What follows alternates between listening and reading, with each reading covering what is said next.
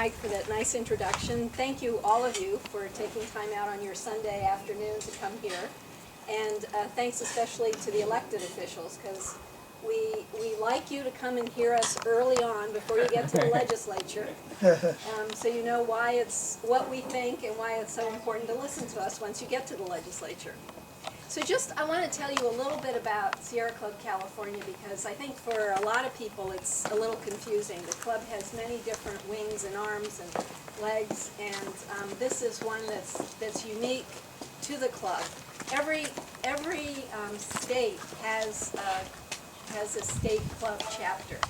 In California, where we were founded in 1892, we have 13 local chapters, and then back in 1986, getting to the point Mike raised about having some conflicting opinions about how things should go, the leadership of the club, the volunteer leaders, realized in California that you couldn't have 13 chapters coming in and weighing in on one bill and still count on them to have the same opinion and give the same message. So that what we really needed was a Sacramento-based entity that would speak with would make sure the club was speaking with one voice at the state agencies and at the legislature.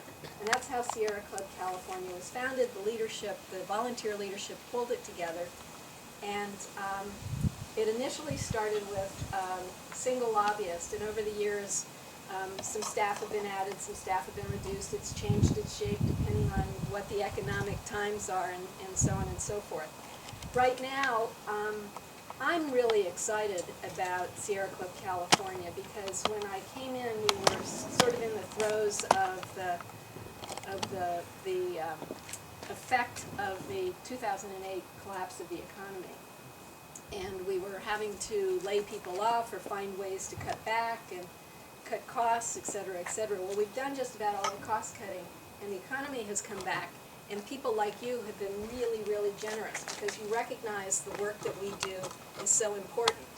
And so right now tomorrow we add another lobbyist, so we will have 3 lobbyists plus myself. One of those is a young man named Eddie Moreno who works on energy issues and wildlife issues, among other things.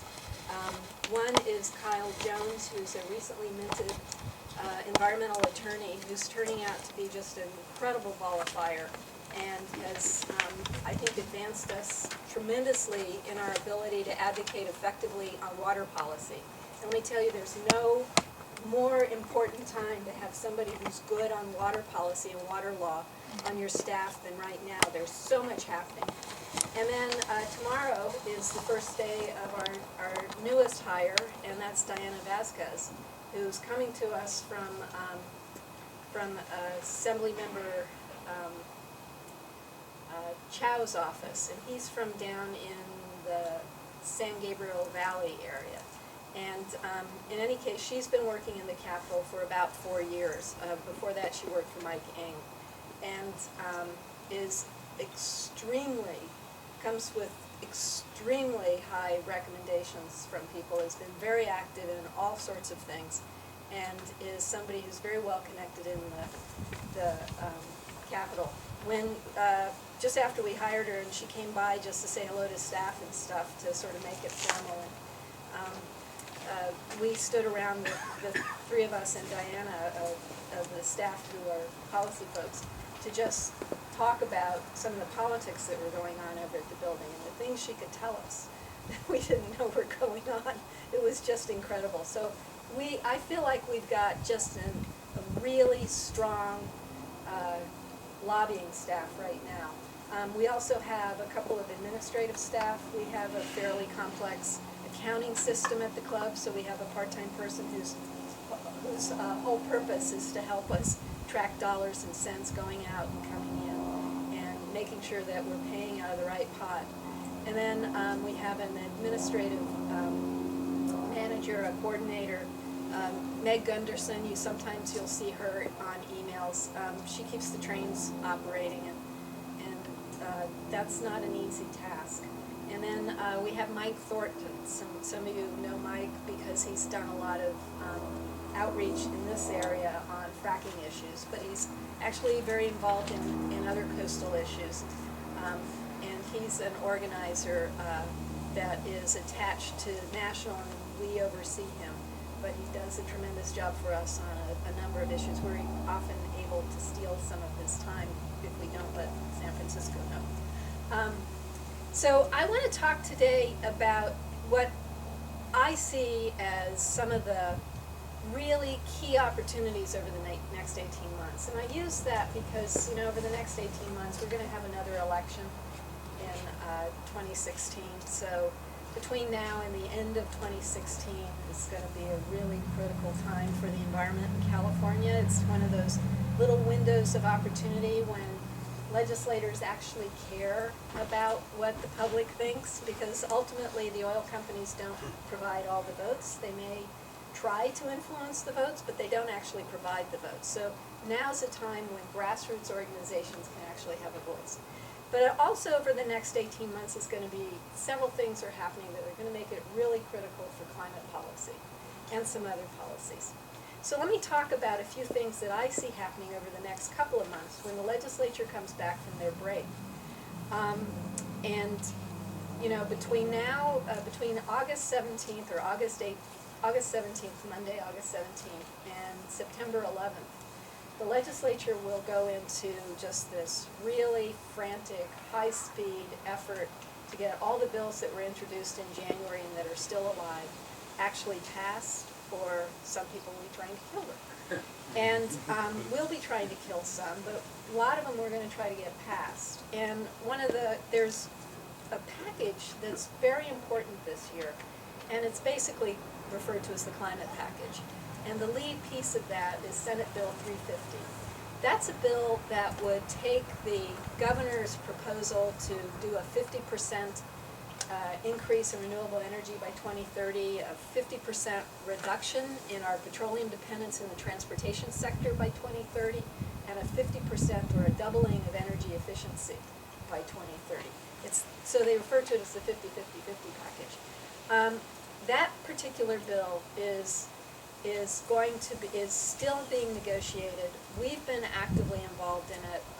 Lots of environmental groups have been actively involved in it, in trying to help ensure that what we get by September 11th is A, a bill that passes, and B, a bill that passes and actually advances the renewable portfolio standard, gets us new and better renewables over the next couple of decades, sends a signal, or next 15 years, sends a signal to the renewable industry that California is a place that is very serious about continuing its commitment to renewable energy, and also sends a signal that we're committed to reducing petroleum dependence. So that's a bill you're going to hear more about over the next, from August 17th until September 11th, because it's probably not going to get passed until the last minute. And there are lots of behind-the-scenes negotiations going on. The challenge is going to be to make sure that the big utilities don't undercut the renewable portfolio standard, which is the requirement that that the utilities buy or that a certain percentage of their retail sales of energy are renewables.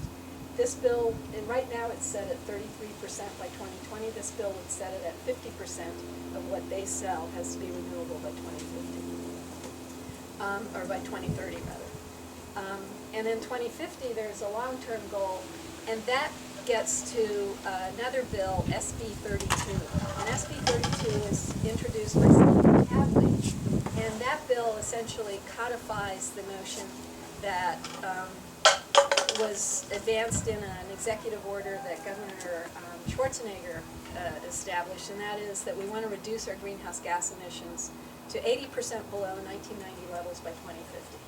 Now, why do you need to codify it? Well, because some of the interests that are not so crazy about reducing climate change, those interests that are invested in carbon fuels, like the oil industry, some of the utilities, some of the manufacturing association, they just assume we not, they like to argue that California's climate laws only go till 2020 because of the way a certain bill, AB 32, was designed. Other people read that bill and say, no, it goes on forever. But the ability to actually codify this executive order would make it very clear, would send a very clear signal that we're not giving up on our effort to reduce climate change as of 2020 if we don't get to where we need to be. So that's going to be an important bill. So between now and September is a really huge opportunity to make some big advances in climate change in California's policy. And why this year? Well, in Paris in December, the UN is going to have another one of its big climate summits, and California is going to play a significant role there. Governor Brown we disagree with Governor Brown on a lot of issues, but I got to say on this specific issue of climate change, we're right in lockstep and admire what he's doing. And one of those things that he's doing is getting together subnationals, states, cities, regions around the world that can go to Paris and say, look, you guys need to do more. You need to be really firm. You need to set big goals. You need to do more because we have shown that you can get advances in reducing climate change. We have shown that you can do it without harming the economy and that it can be done aggressively. And I just got back, I was telling a few of you, I just got back from visiting relatives in northern Norway, and then I stopped by Copenhagen to see the bicycle culture there, which does exist and is really just as fascinating as you may have read. One of the things that I came away from was feeling kind of proud of being from California. I'm always proud of California because, people always want to come here. They think it's a crazy, weird place, and I like to encourage that. But I was really proud of it because I had a chance to talk to some people who were involved in environmental policy. And I realized even in Scandinavia, where they've taken so many steps in the correct direction, that we still, we are there too. I mean, we are still leaders. We are thinking about policy choices. We are getting people involved at a local level and setting up climate plans for their cities. We're doing things in this state that lead the world. And it's kind of, you sit here and you sit in traffic maybe and you can sort of feel like, oh, we're not making any progress here. And then you go outside the world and you see, yeah, we are making progress. We are setting up the conversation in the correct way. So California is going to be, the governor is going to make sure that California is going to have a leading role, and he's already shown it with the work he did last week at the Vatican, that California is having a leading role in setting the tone for what needs to happen in Paris. And if the governor can take with him evidence that the legislature has acted again with SB 350 and SB 32, and that'll make it that much more powerful. So we're all we meaning the entire environmental community, but the club especially, we're all very engaged and invested in helping make that bill pass. We just got a nice little grant. It's small, but it's exactly what we need to shoot towards our organizers. We've already got some organizers in Southern California to shoot for them to use to help encourage some Democrats who, in the Assembly, who tend to be more conservative in their voting, what we call the mod Dems. We're going to have organizers and volunteers very heavily engaged in some key districts thanks to this grant. So we're doing some things that are going to be really important, we think, to getting this bill passed. This bill package passed. So now I want to shift just slightly to talk a little bit about water. You probably are all doing something to reduce your water use, or you're very much aware of water now than you have been in the past. And for me, the thing that has really struck me is that earlier this year, and this was even before the governor and did his thing in April in the Sierra, where they showed that where you normally have 6 feet of of snowpack. There was, and we measure this every year, there was only 6 inches of snowpack. Now there's no snowpack there, but this even precedes that. I saw late last year, early this year, whenever I was talking to anybody who worked for a water agency and got anywhere close to talking about, the drought, there was this kind of deer in the headlights, I'm scared to death kind of look coming from them. Because what they knew was that this could get really, really bad.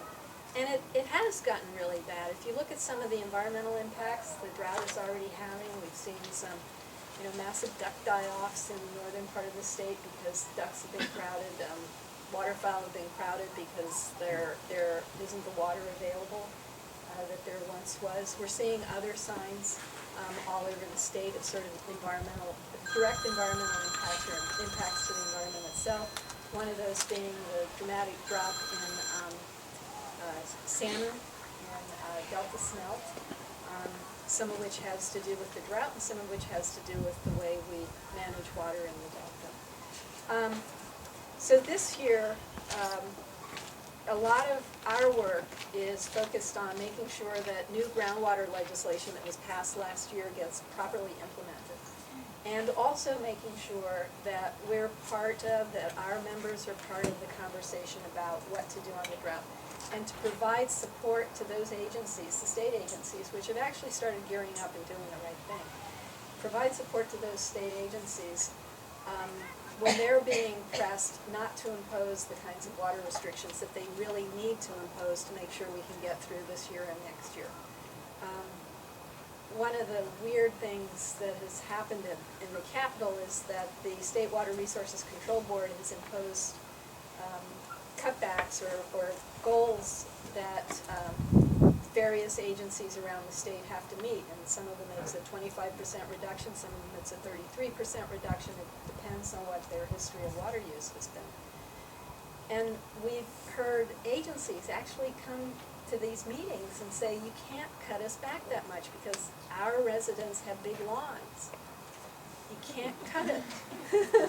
It's like, come on, what do you not get? About 50% of the urban water use is on landscaping. We can afford to have some brown lawns for a while to get us through this drought. Unfortunately, it appears that this drought is directly linked to climate change, and this may not be a short one. And if it is a short one, it's likely to come back much more rapidly than droughts have in the past. So we're going to have to change the way we think about water. And that means we're going to have more regional resilience.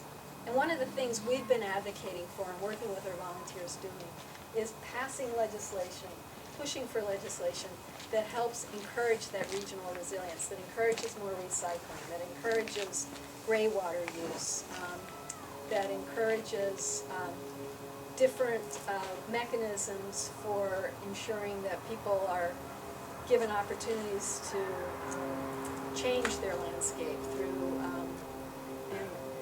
and also that they're given opportunities to clean up groundwater, which is going to be really important. We didn't take a position on the water bond, and the reason our organization didn't is that there were a lot of good things in the water bond. But something that wasn't so good was a section of the water bond that would allow potentially some preference to be given to a few big dams to be built. It made no sense to us to build new big dams in areas that are very, very expensive, and they weren't going to help resolve the drought issue. So we've got Kyle working at the state, California Water Commission, trying to remember my acronyms, working at the Water Commission, where these regulations for distributing that money are being developed. And he's working there to make sure that those big dams are not favored, and that money for storage can also go to groundwater storage or to refurbishing and shoring up existing reservoirs that are seismically compromised and that sort of thing. There isn't a lot of money out there. It's $2.7 billion. That isn't that much money in the scheme of things, but we think that that money can be directed towards things that will allow this regional resilience instead of directed towards 2 or 3 big dams that a few specific interests are anxious to see built. Then I want to move on to cannabis.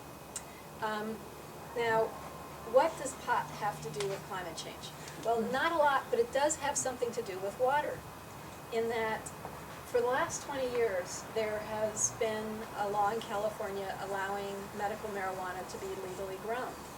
What has happened is that in significant parts of the state, medical marijuana has been legally grown, but not using the best practices, and also not necessarily doing legal things in terms of how they get their water, how they take water out, whether they have the rights to the water, and that sort of thing.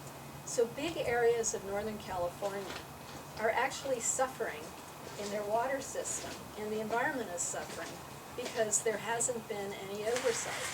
So we've been supporting a bill, AB 243, that will essentially say, you've got to do, you've got to, all these environmental requirements that we put on other agriculture, it has to apply to this kind of agriculture too.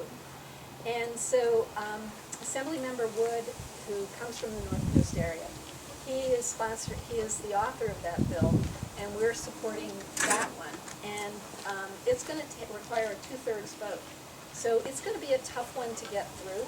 And the reason it's going to require a 2/3 vote is it establishes a fee, and a portion of that fee per plant, a portion of that fee will go to restoring environmental damages created by marijuana cultivation, and also be dedicated to mitigating some of the impacts and making sure that in the future there aren't new environmental impacts coming as a result of marijuana cultivation, which I think everyone is anticipating is going to increase. So that's an interesting area for Sierra Club to be involved in, but it's an important area for us to be involved in because I can't tell you how many times, especially when we were dealing with state parks issues, I've had our members from the North Coast say to me, you can't believe how dangerous it can be hiking out in some of these state parks. We'll trip across a marijuana grove or a growing area, and it's scary. And so part of what these funds will be able to be used for is to mitigate or to restore areas where that kind of cultivation has gone on state lands. So it doesn't have to be, and most of the stuff that's going on in state lands are illegal grows. Well, they're illegal because they're on state lands, for one thing. And because it's going to be a 2/3 vote, we'll be able to use that money to get to cleaning up some of these illegal grows on state parks lands, which will make it easier for all of us to enjoy nature, which is what John Muir wanted us to do. That's what we call it: enjoy, explore, and protect the earth. So I want to open it up for questions, but I want to mention one more bill, and that's SB 788. This is a little bill that would close a loophole that allows oil drilling off the coast of Santa Barbara in one specific place. This bill has come through the legislature multiple times. It never has gotten past one house or the other. This year it has passed in the Senate because it came up for a vote right after the Santa Barbara oil spill. Now it's going through the process in the Assembly. If there's any year when we need to make sure this bill gets passed, it's this year. So we've been putting a lot of effort into that. And in some key districts, probably most of you won't hear from us because you actually have really good legislators representing you. But in some key districts around the state, we'll be putting in additional effort using some paid media, using some specially produced paid phone calling, which is, they call it patch-through calling, so it increases the amount of calls that come through.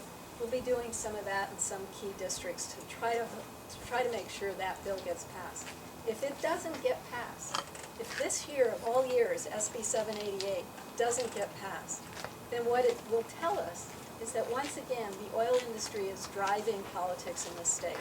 And I could go on and on about the issues that we keep coming up against and are unable to resolve or make progress on because of the oil industry's influence. this is one where, you know, there should be no reason for any legislator who does not live in Santa Barbara to support oil drilling off the coast of Santa Barbara. There's no reason, and there's no reason for them not to support this bill.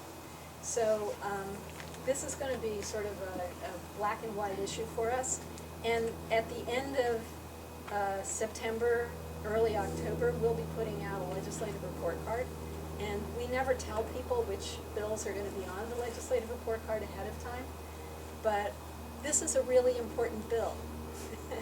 And it's going to be interesting to see.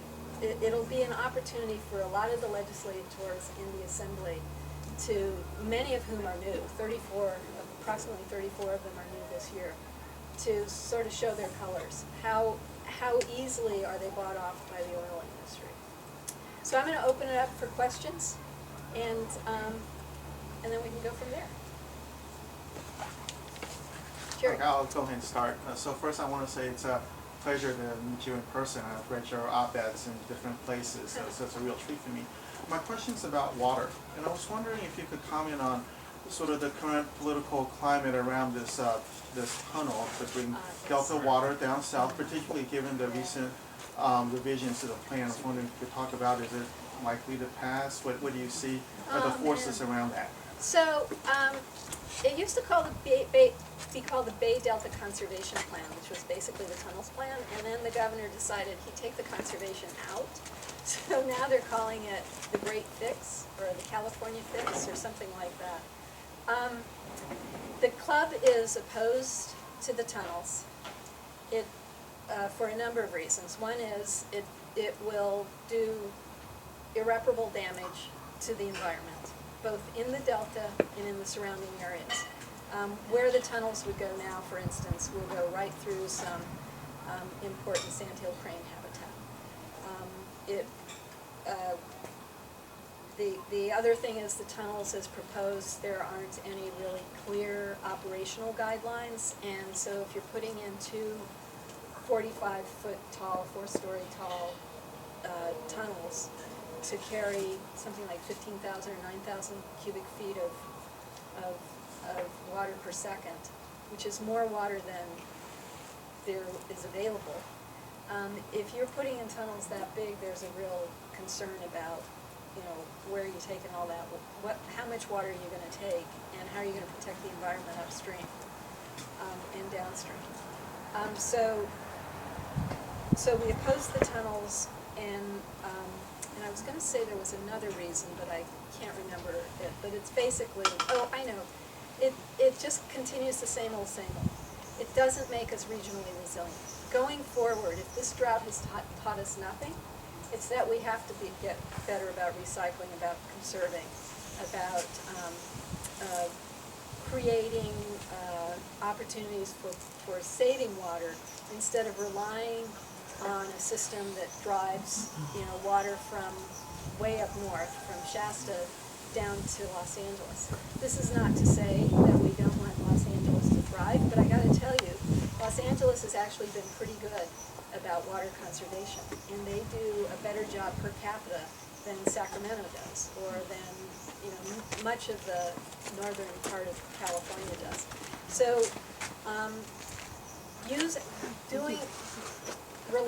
continuing to rely on pulling water from Northern California to Southern California, there's going to be a certain amount of that. We're not going to be able to get away from it. But increasing that reliance just goes counter to what we need to do in this state to make sure everybody has the water they need to survive. We've seen what happened in Australia. They were able to get down to something like 39 gallons per capita. We can do that in this state and have a very healthy, vigorous life and a healthy, vigorous economy. So we're opposing the tunnels. Right now, you know, another draft EIR has been, or final EIR has been presented. It goes through one more review, and then I think there will definitely be some legal challenges. We likely won't be part of that legal challenge, mainly because there are some lawyers from other organizations who have, you know, they can do it. But we are looking for ways of continuing to beat the drum that this is an old-fashioned idea. It's left over from, Governor Brown's previous term in office. The voters voted down the Perfect Canal, which is basically the tunnel type thing. It doesn't make sense at this stage in California's history to rely on that old-fashioned idea. What we really need to do is to change the way we think about water going forward. Gary? Kevin, I read something that actually the governor could interpret the current legislation and build the tunnels without any more approvals from the legislature. Yeah. They're not required to go to the ballot right now. They're not required. If the money comes through as it is, I don't know if expected is the right word, but if the money comes through as the original legislation intended from the users, most of it coming from the users of the tunnel, then there won't be an overt need for the governor to go back to the legislature. I don't think, though, that the legislature will just stand aside. I think there are enough legislators who are concerned about the tunnels and whether it makes sense. I mean, this is expensive stuff. It's anywhere from, the figures vary, but it's anywhere from $15 billion to $50 billion, depending on who you trust and whether or not you think that there's going to be things that they run into that are going to have cost overruns and that sort of thing.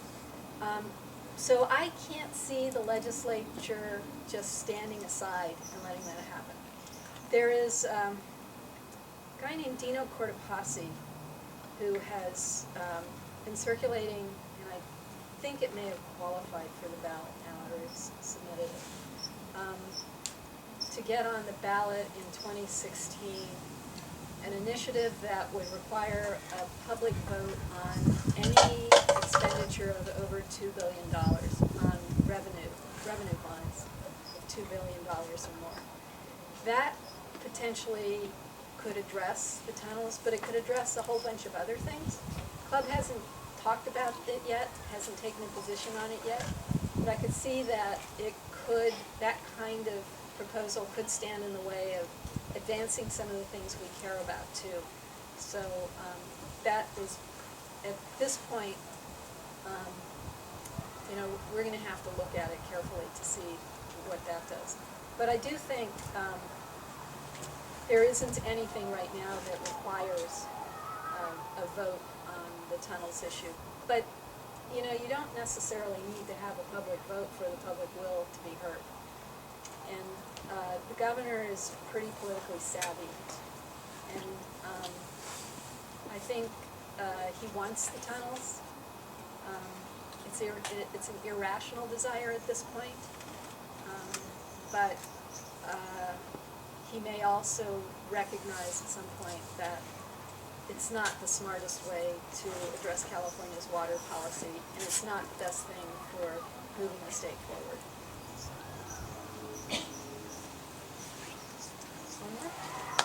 When I was a kid growing up in Sacramento during the Vietnam War, a munitions train caught fire, and all weekend long, boom, boom. And I know with these oil trains coming through, they potentially have the same problems. And on the local level, in San Jose, they could come right through the heart. And our council member Calra has led a local effort to stop these trains from going through our communities. Is there anything going on at the state level that can help us out? Yeah, so a lot of the local chapters, Bay Area chapter's been very involved.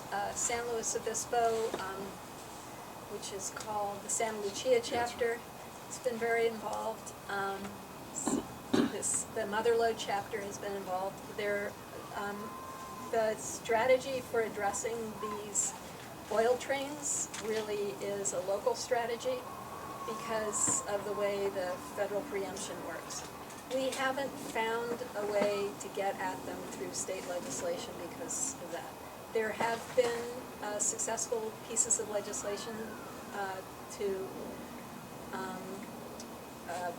put some increased oversight and some increased oversight on planning for these rail lines.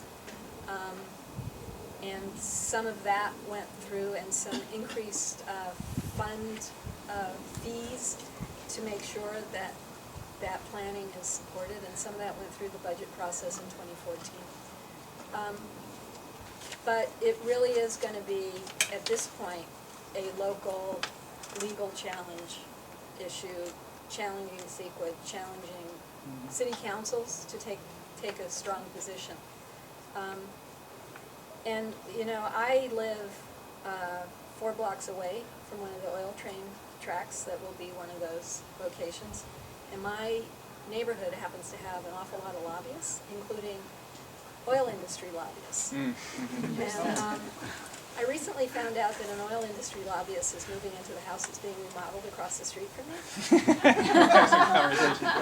have put it out that we will not be watering our front lawn. We will not be doing anything that will make it possible for us to be tweeted about. But, you know, I have a hard time believing that these oil trains are going to be able to progress in California, given how sensitive Californians are to this notion that, you know, we want our kids to be safe. We want to live in safe neighborhoods. So I think the local chapters are going to be at the heart of this, and right now they're doing a pretty good job of working with other organizations to raise the issue. There are some legislators who've been involved in signing letters and putting some pressure on, and that's been a good thing. We'll see.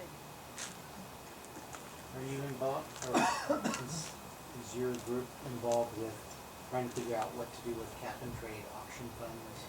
Yeah, so we've taken an interesting position, and this is mostly sort of a strategic decision that I worked out with our legislative committee. There are lots and lots and lots and lots of bills out there asking that cap and trade money be used for this, be used for that, be used for this. We decided last year that our role, the club's best role, would be to be the one environmental group who could say no. Because it had gotten to the point where everybody was so invested that it then becomes really hard to say no to somebody else. It's hard to say, no, you know, we like high-speed rail, but it isn't appropriate for cap and trade funds to be used for high-speed rail because you're not going to get near-term emissions reductions. We lost that battle, but even though that was sort of generally believed across the environmental community, the rest of the environmental community had a lot invested in other aspects of getting cap and trade, so they weren't as free to say no, so we took that role on. There have been some other similar kinds of proposals on other things at the Capitol, so we've been able to go in there and just say no. So that's been our role, is to just say no, and sometimes that's what the club does best, is just say no. We come up with, you know, solutions to things all the time, and people don't usually hear about that, but when people need somebody to say no, that's when they start calling us and saying, you know, we can't rely on this group or that group or this group, we need you to say no. And then we'll go out and say no, and we'll get our heads chopped off. But, you know, at least somebody did it. So that's what we've been doing on the cap and trade funds. As it happens, so many requests came in. I mean, it's basically, as people talk at the Capitol, it's pigs at the trough. So many different interests have come in and asked for money for this, that, and the other thing, that they decided not to handle it through the budget process, and they're continuing to talk about it. There had been a system set up where it would go through the Department of Finance and the California Air Resources Board. Then the legislature decided, well, it didn't look like their special, the group that they cared about most was going to get funding, so then they started introducing lots of legislation. The oil and gas industry, the gas industry especially, has been very effective in trying to grab some cap and trade money for advancing natural gas vehicles, natural gas infrastructure, making it sort of a permanent element in the state's transportation policy. That's something we've been successful so far in rolling back, not allowing that to happen. And I think it's partly because we have that freedom to just worry about saying no in this case. Okay. I think I'll end it, and Karen will come up now. Leanna, thank you.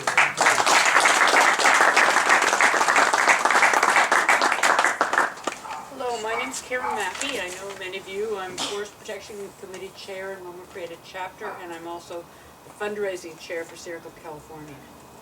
So what happens in Sacramento is very important. The actions of the legislators and the governor affect our air, our water, forests, state parks, and how we address climate change. But what can we do?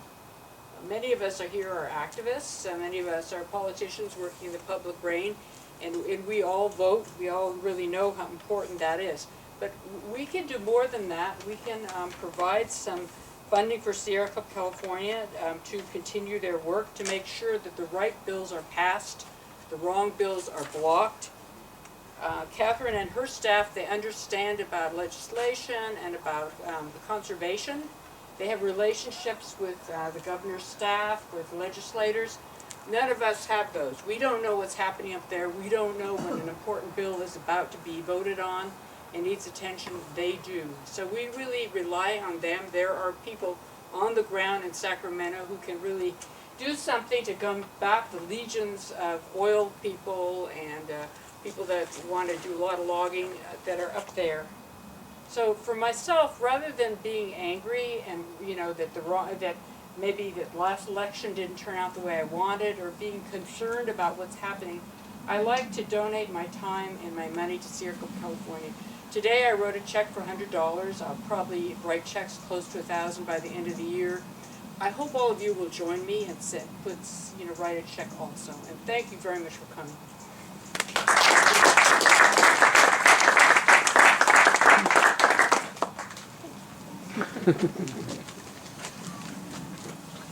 Can I close this? Yes, why don't you close? I'm the closer. I'm the Yeah. hang out, beginner, and the. Well, again, thank you all for coming.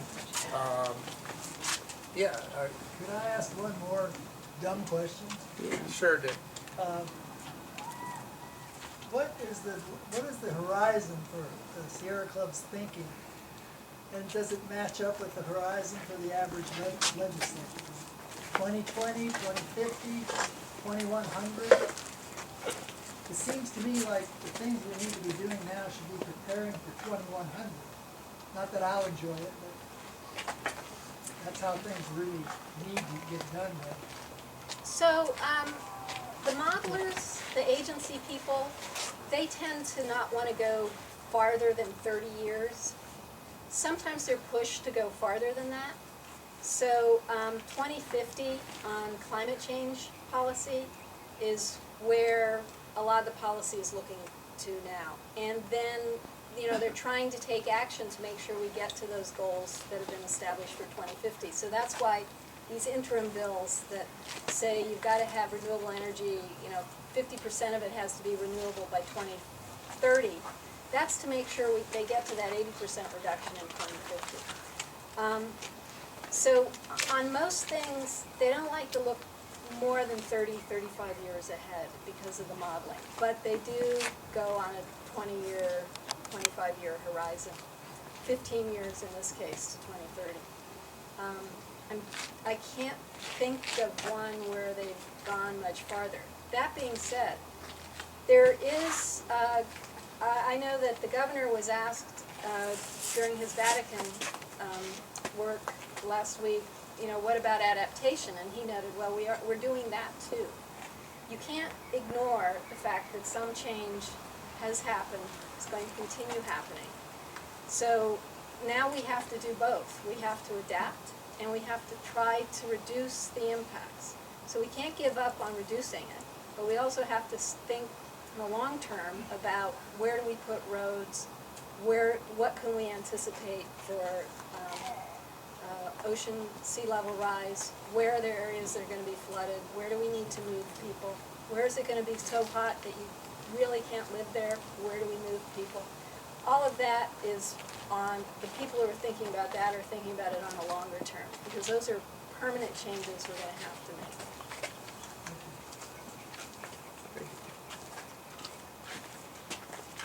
Okay, any other last minute inspiration?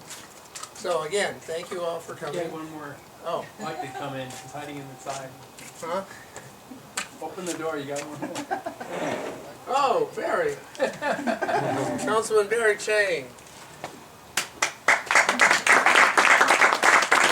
I ask you a question Yes, about the water, yes.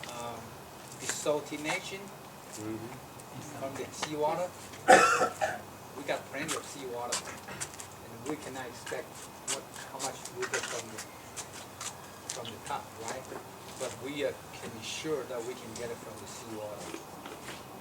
But if we don't start doing it, we may run out. Because I serve on the advisory board for Santa Clara Water District many years, and then when I was on, I asked them about the conservation. You just push it off. Oh, we won't have a drought problem. Now we really have a serious drought problem. And the conservation is not enough. And then human behavior is hard to change. So the other way is we can get the water from the sea and then make it like salty, and then So actually, the club opposes desal mostly, and for a number of reasons. One is it has a significant impact on the marine life around the desal plants. The other is it creates a briny waste that sometimes is hard to get rid of, and what is usually done with desal plants is they put the briny waste back into the water, back into the ocean, and it creates a different chemistry. And then the other is that it's a high energy user. It really uses a lot of energy. And finally, granted it is hard to change human behavior, but that really is going to be at the key of what we need to do in this state.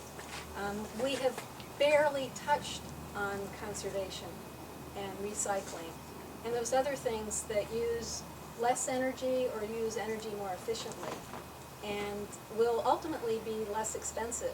Desal plants are also pretty expensive.